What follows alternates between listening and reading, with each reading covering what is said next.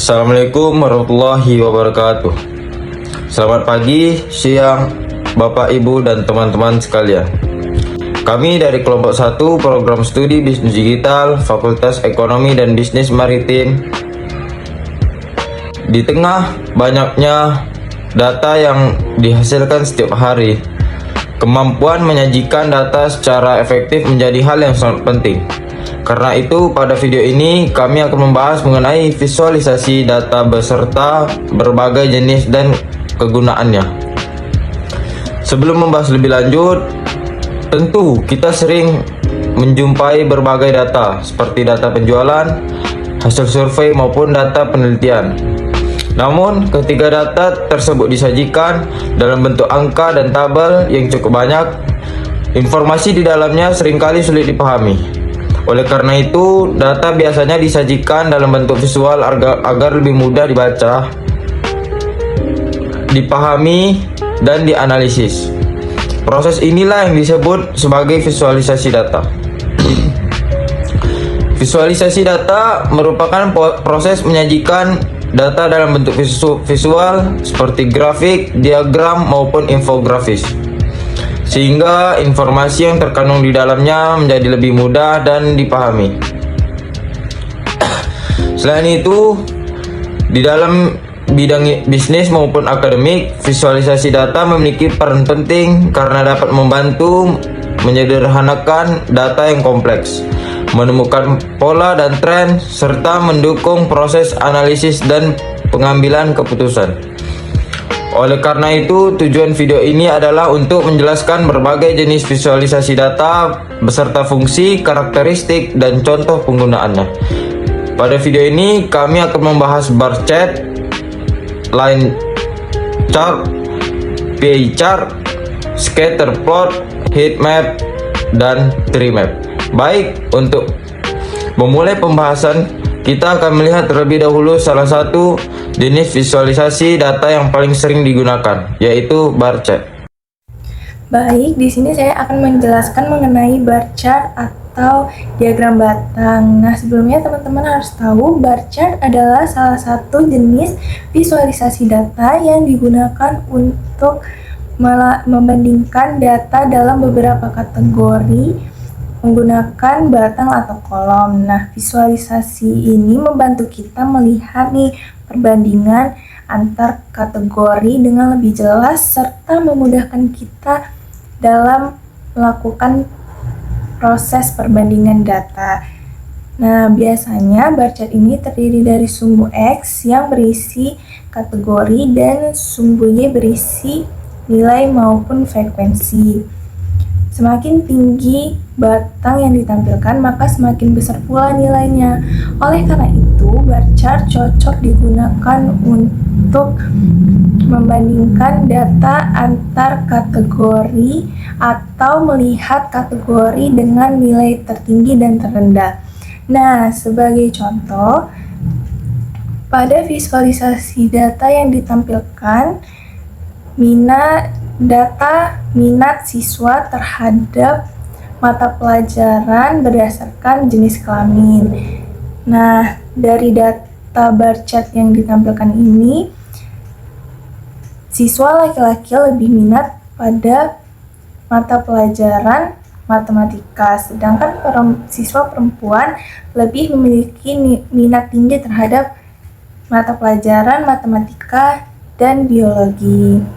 Setelah melihat bagaimana bar chart digunakan untuk membandingkan data antar kategori, nah selanjutnya kita akan membahas line chart atau grafik garis. Line chart sendiri ini merupakan salah satu jenis visualisasi data yang digunakan untuk menampilkan sekumpulan data dalam bentuk titik-titik yang saling dihubungkan oleh garis. Visualisasi ini biasanya digunakan untuk menunjukkan perubahan, perkembangan, atau tren suatu data dari waktu ke waktu. Nah, melalui line chart, kita dapat melihat apakah suatu data mengalami kenaikan, penurunan, atau perubahan tertentu dalam suatu periode. Oleh karena itu, grafik ini sering digunakan sebagai alat bantu dalam menganalisis data dan mendukung pengambilan keputusan. Nah, line chart cocok digunakan untuk data numerik yang tersusun secara berurutan, memiliki hubungan antar titik, serta menunjukkan perubahan yang berlangsung secara berkelanjutan. Umumnya, data yang digunakan berupa data harian, bulanan, atau tahunan. Sebagai contoh, pada visualisasi berikut ditampilkan data penjualan Dubai Chewy Cookie dari bulan Januari hingga bulan Mei. Nah, melalui contoh data dan line chart berikut, terlihat bahwa jumlah penjualan Dubai Chewy Cookie terus mengalami peningkatan, yaitu 120 box pada bulan Januari menjadi 230 box pada bulan Mei. Tren kenaikan tersebut dapat diamati lebih jelas melalui grafik garis. Setelah melihat perkembangan data dari waktu ke waktu menggunakan line chart, selanjutnya kita akan membahas pie chart atau diagram lingkaran. Jadi teman-teman, pie chart merupakan jenis visualisasi data yang digunakan untuk menunjukkan proporsi ataupun persentase suatu data terhadap keseluruhan, yang dimana diagram ini berbentuk lingkaran yang dibagi menjadi beberapa irisan, di mana setiap irisan mewakili kategori tertentu. Semakin besar irisannya, semakin besar pula kontribusinya terhadap total keseluruhan. Pie chart juga digunakan untuk menunjukkan komposisi data dan membandingkan kontribusi antar kategori secara visual. Nah, visualisasi ini cocok digunakan untuk data kategoris yang jumlah kategorinya tidak terlalu banyak dan dapat dinyatakan dalam bentuk persentase. Sebagai contoh, pada visualisasi berikut ditampilkan distribusi penjualan genre buku di sebuah toko buku.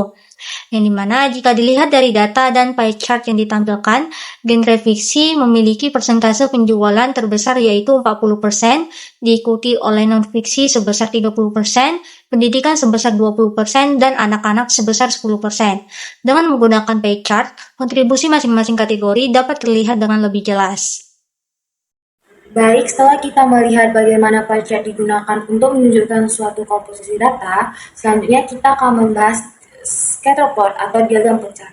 Scatterplot merupakan visualisasi data yang digunakan untuk menunjukkan hubungan atau kolerasi antara dua variabel. Visualisasi ini ditampilkan dalam bentuk titik-titik, di mana satu titik ini mewakili satu pasangan data yang diamati. Scatterplot juga membantu kita melihat pola hubungan antar variabel, mengidentifikasi tren, serta mendukung proses analisis data. Visualisasi ini tuh cocok digunakan untuk data yang terdiri dari dua variabel numerik dan juga membantu mengidentifikasi data yang menyimpang atau outlier. Sebagai contoh pada visualisasi berikut, ditampilkan data pengeluaran iklan dan jumlah produk yang terjual. Pada contoh data dan scatterplot berikut terlihat bahwa ketika pengeluaran iklan meningkat, jumlah produk yang terjual juga cenderung meningkat. Hal ini menunjukkan adanya hubungan positif antara kedua variabel tersebut. Setelah kita melihat apa itu scatterplot dan distribusi data melalui scatterplot, maka yang selanjutnya akan kita bahas adalah heatmap. Heatmap sendiri adalah merupakan suatu teknik visualisasi data yang menggunakan warna sebagai indikator utama dalam mengukur ataupun mengindikasikan besaran suatu nilai. Nah, dalam heatmap sendiri, itu warna yang lebih gelap ataupun lebih dominan, itu mengindikasikan bahwa nilai tersebut lebih tinggi daripada nilai yang lain.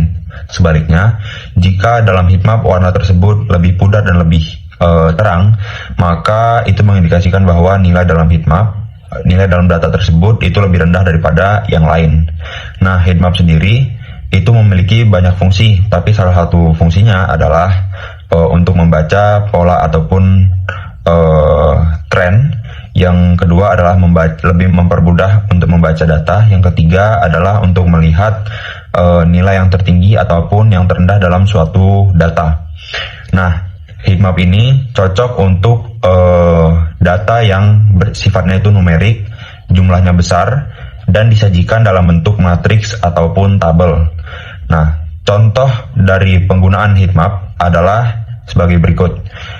Di sini ada data pengeluaran untuk bulan Januari sampai dengan Mei yang berisikan tentang pengeluaran bulanan dengan kategori seperti makanan, transportasi, tagihan, dan juga hiburan. Pada data tersebut kita bisa melihat bahwa nilai tertinggi dalam kategori pengeluaran bulan tersebut ada di kategori makanan, yaitu 900.000, dan kategori yang paling rendah adalah hiburan, yaitu 100.000. Nah, dalam kasus ini kita bisa melihat bahwa heat map ini sangat membantu dalam membaca pergerakan atau membaca pengeluaran terbesar dan pengeluaran terkecil kita. Dengan ini kita akan lebih bisa mudah untuk membaca data atau melihat pola tren data. Tree-map merupakan visualisasi data yang digunakan untuk menampilkan data yang memiliki kategori dan subkategori dalam bentuk kotak-kotak dengan ukuran yang berbeda. Semakin besar kotak yang ditampilkan, maka semakin besar pula nilai yang dimiliki oleh kategori tersebut. Tree-map memiliki beberapa penggunaan, yaitu membantu mengelompokkan data secara terstruktur, menunjukkan hubungan antar kategori, serta memudahkan pengguna memahami data yang jumlahnya cukup banyak dalam satu tampilan. Visualisasi ini cocok digunakan data yang bersifat hierarkis atau bertingkat, memiliki banyak kategori, serta ketika kita ingin membandingkan proporsi antar kelompok data secara lebih ringkas. Sebagai contoh, pada visualisasi berikut ditampilkan data penjualan produk yang dikelompokkan berdasarkan kategori smartphone, laptop, dan aksesoris. Dari data dan visualisasi tersebut, kita dapat melihat bahwa kategori smartphone memiliki kontribusi penjualan terbesar dibandingkan kategori lainnya.